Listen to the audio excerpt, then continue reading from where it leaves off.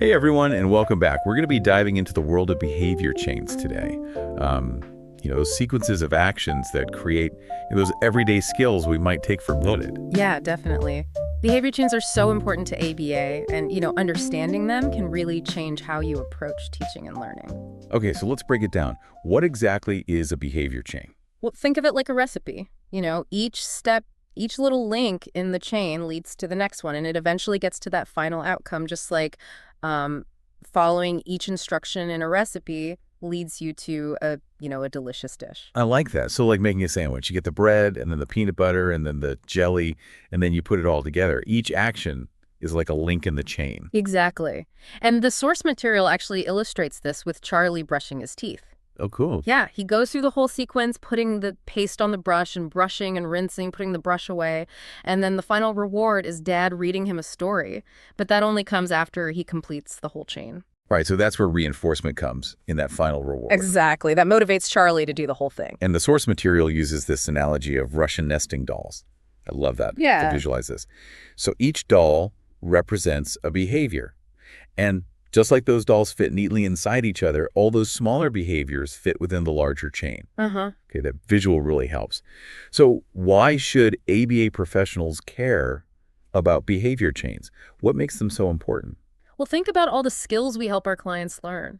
From daily living activities like getting dressed or, making a meal to, complex social interactions or even academic tasks. Right. Many of these skills seem very complicated at first glance. Yeah. But when you understand behavior chains, we can break those skills down into smaller steps. Yeah. And that makes it much easier for clients to learn and, have more success. So it's like you're taking this big, intimidating task and turning it into, a series of smaller steps. Yeah, exactly. Kind of like a divide and conquer strategy. Exactly. And it's really interesting to see how behavior chains have been used for so many challenges. The source material mentions things like bedwetting in children and, teaching communication skills to adults with disabilities, even training animals for different tasks. Wow, the applications are huge. Yeah. Okay, so we've established that behavior chains are essential. Yeah. But how do we actually go about, breaking down a complex skill into a chain? Yeah. How do we even create those steps? That's where task analysis comes in. It's like we're creating a blueprint for a target behavior.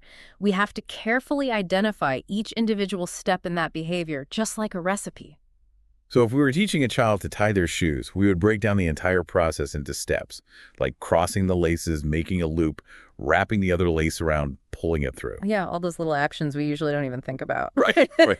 Yeah, exactly. And the source material has a great example of this with a task analysis of a tennis serve. Oh, wow. Yeah, they break down what looks like a single action into 7 different steps, from placing your feet to actually hitting the ball. I guess we really do take a lot for granted when we observe those actions. We do, and this is an important part. It's not enough to just create the task analysis. Right. We also need to make sure it's accurate and actually reflects the steps needed for that skill. Right. So we need to double check our recipe to make sure it leads to, a cake and not a disaster. Exactly.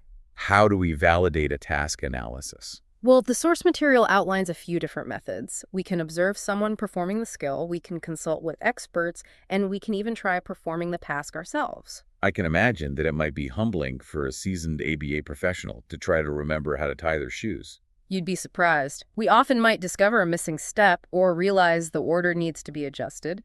That's why validating is so important, because it makes sure our teaching is effective. Okay, so we have our validated task analysis, our foolproof recipe.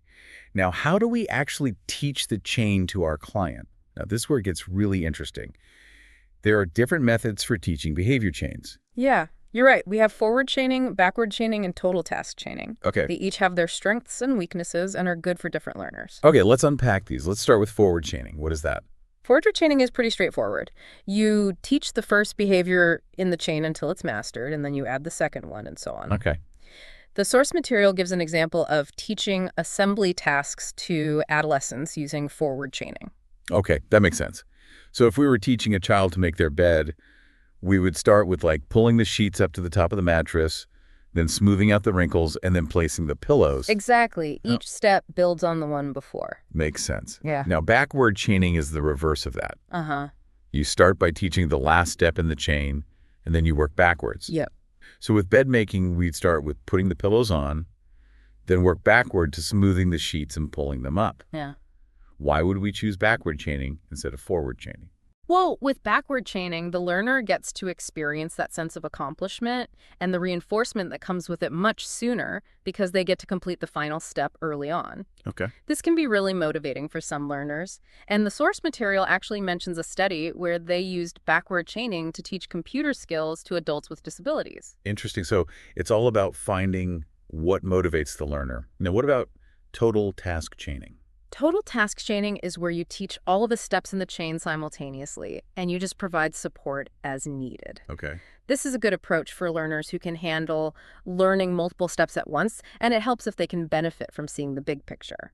So with our bed making example, we would guide the child through each step, pulling up the sheets, smoothing them, placing the pillows, Right. and we would just provide help if they need it. Exactly. It's more holistic, and the source material says that this method can be helpful for people with developmental delays. I'm sure there's some debate about which method is the best. There is, yeah. Research suggests that it really depends on the learner, and you know how complex the skill is. So the expertise of the ABA professional really matters here. Yeah, for sure. Knowing which method to use and how to adjust it to fit the client's needs. Right, exactly.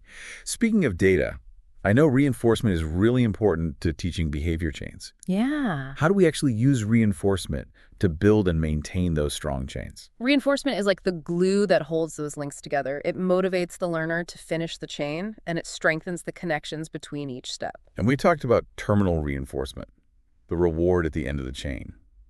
But what about the little rewards along the way? You're talking about supplementary reinforcers? Yes. Yeah, those are the little bits of reinforcement that we use throughout the chain to keep the learner engaged and motivated. Okay. Like, saying good job or giving a thumbs up or even a small treat. Little boosts of encouragement. Yeah. Now, I remember reading in the source material about a study where they trained pigeons to do complex chains, even when the reinforcement was delayed. Yeah, that just shows how strong chaining can be. It's about building those associations between each step.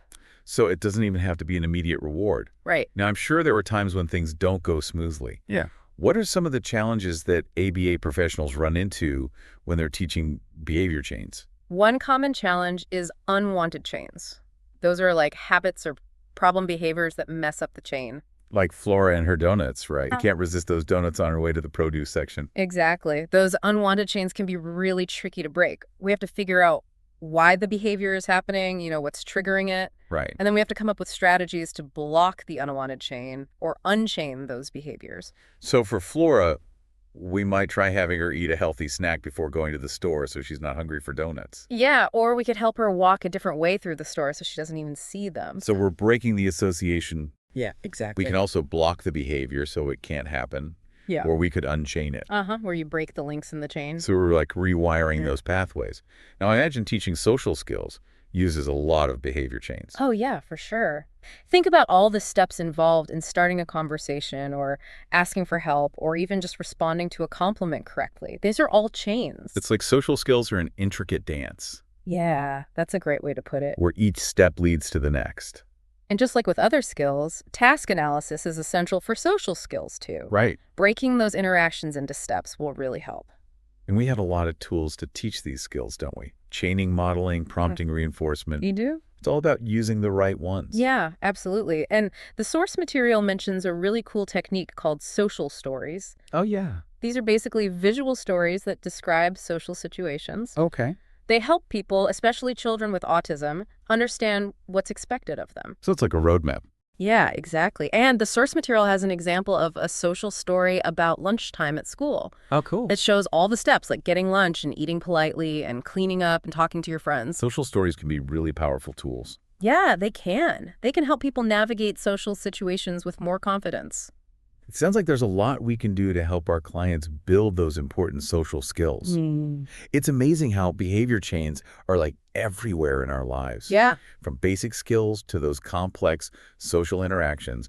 But what really sets ABA apart is the data part of it. Oh, absolutely. We're not just guessing. We're looking at data and analyzing trends and using it to make decisions about what we do. Exactly. And when you're teaching behavior chains, data collection can be really, really helpful in finding those little links that might need some extra help. Right. We can keep track of how long it takes someone to finish each step and see where they get stuck or make mistakes, and then we can figure out how to help them better. It's like you have a magnifying glass to see those specific spots that need help. Yeah, I like that. One thing that always amazes me is how those really complicated chains can be broken down into such small pieces. Yeah. The source material actually uses rock climbing as an example. Oh, cool. What seems impossible can be achieved if you take it one step at a time, one handhold and foothold at a time. It's a great analogy, and it applies to so many things. We often get overwhelmed by the big goals. Right. But when we break them down into smaller steps, they don't seem so scary anymore. Exactly. And this is true for anything. Physical tasks, cognitive skills, social stuff, even emotional regulation. Right. Just breaking things down helps so much. It's a good reminder that progress takes time and happens one step at a time. I think we've covered a lot today. What final thoughts do you have for our listeners? I think the biggest takeaway is that understanding behavior chains can be a real game changer for ABA professionals. Yeah. It's like you're unlocking this secret code to figure out human behavior. Once you start seeing things this way, you'll see chains everywhere. In what you do and what other people do, even in animals. I know. It's like one of those things you can't unsee. Right. And it can be really empowering. Yeah, because it gives you a way to understand why people do what they do. Right. And how to help them change. Exactly. So listeners, thanks for joining us on this deep dive into behavior chains. We hope you learned a lot and maybe even had some fun along the way. It's been great. And remember, every behavior, even the complicated ones, can be broken down into small steps.